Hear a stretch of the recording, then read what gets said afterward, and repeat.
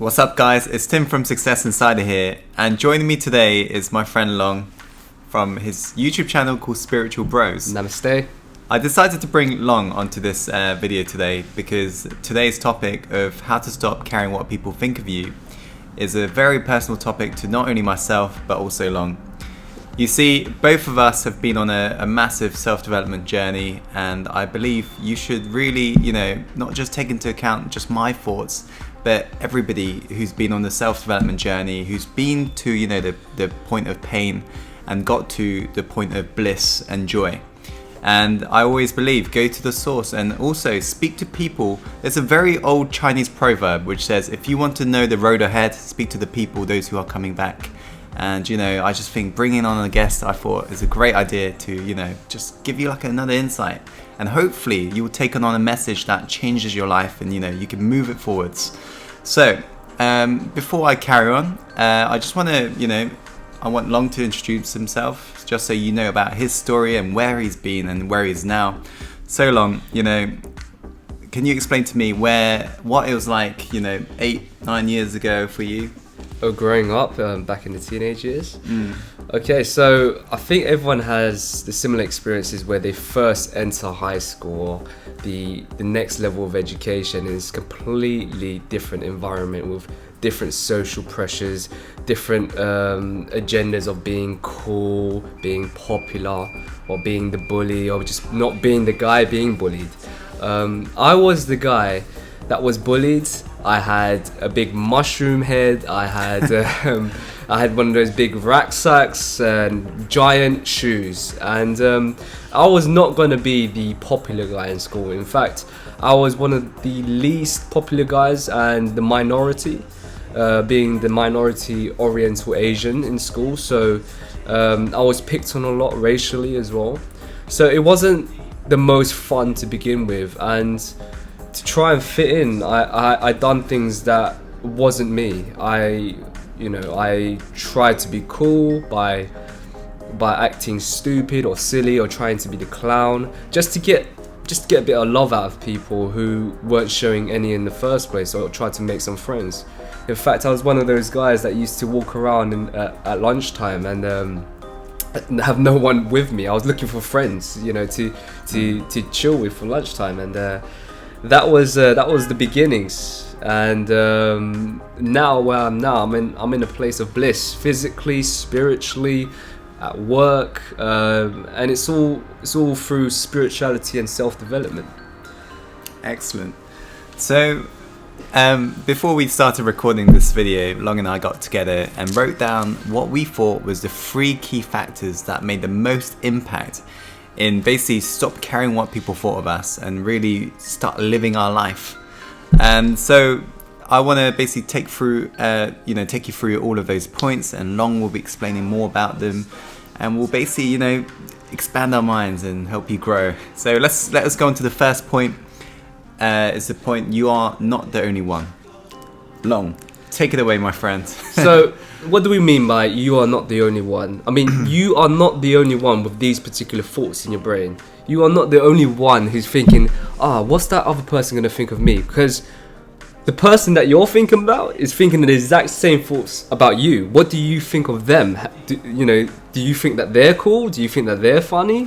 Or do you show them a bit of love? I mean, we're not in this alone with that consciousness, and in fact we're all trying to do the same thing. We all have the same objectives of finding love from other people, isn't that right? So it's one of those things that when you realize more over time, it really doesn't matter that much, and in a sense it becomes a waste of time focusing on that particular thought and becoming stressed over it or becoming depressed over it.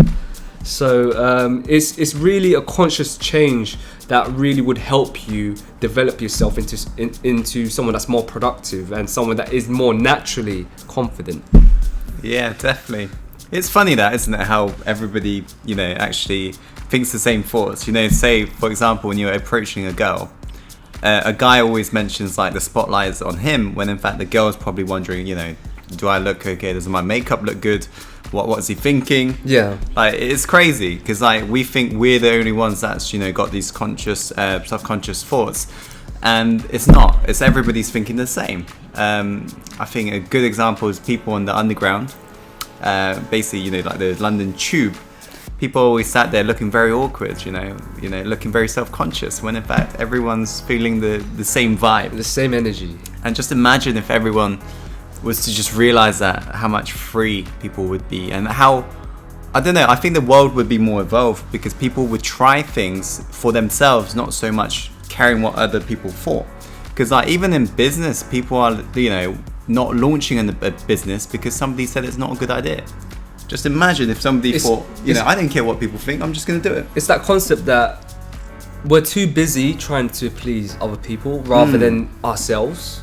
Yeah. Why are we doing that? You know, why are we trying to find happiness by making others, you know, see us in a different light? You know, it's not the right way to do things, is it? No, not at all. So it all coming back to the point that we are all in a sense the same. You know, Yeah. What we're seeking is all for the same thing of love and light. And really and truly, we can find these things within ourselves, not from other people, within ourselves. Yeah, it brings us onto the second point, which is about self-love and caring about yourself. Okay, so we do waste our time, as mentioned before, thinking about particular things that's external to us. You know, focusing on, say for instance, I just met Tim, focusing on what beautiful Tim's thinking about me. You know, like it's all of these thoughts that are not very productive. But what is productive is loving yourself. And what do I mean by loving yourself?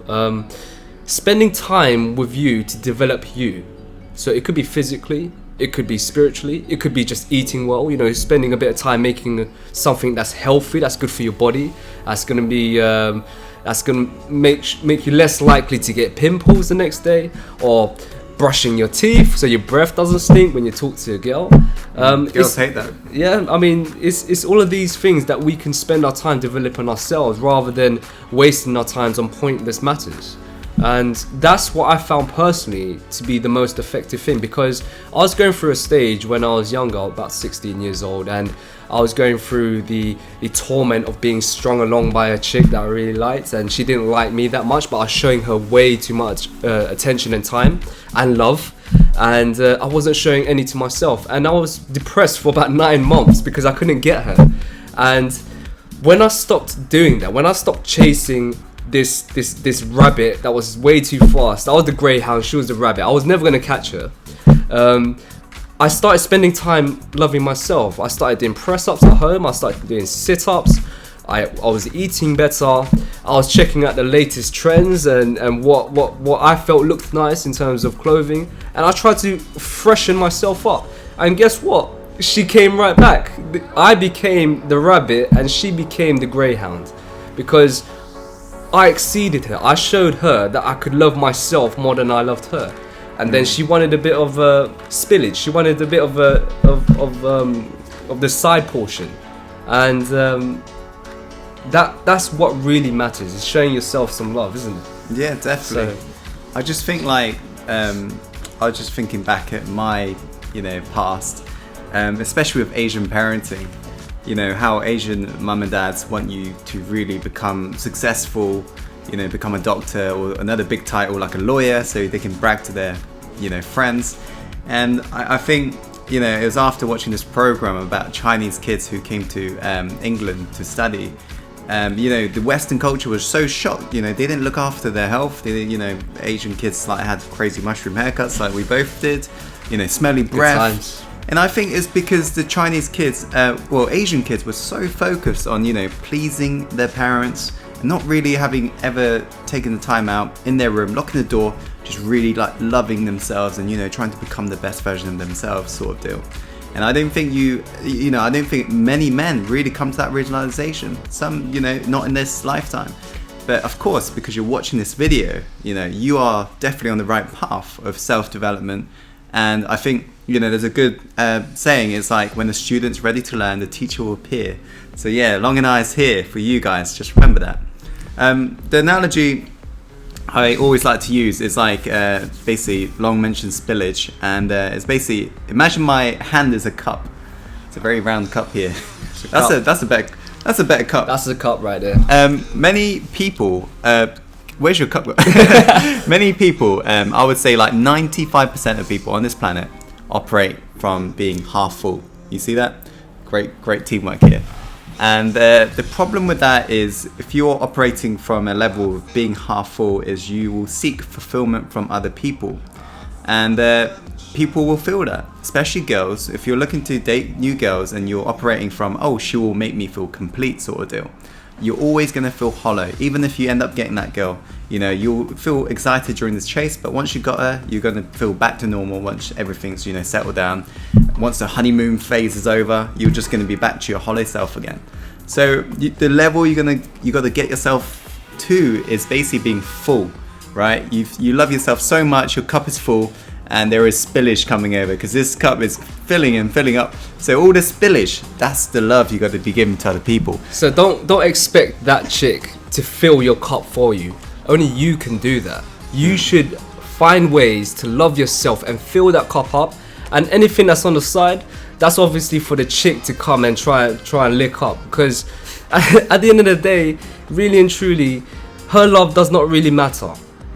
Especially at this age, at this young tender age of 16, 17, 18, you know, where you're developing yourself and you don't really know where your best is. And the only way you can really find out is if you chase it and try and grab it.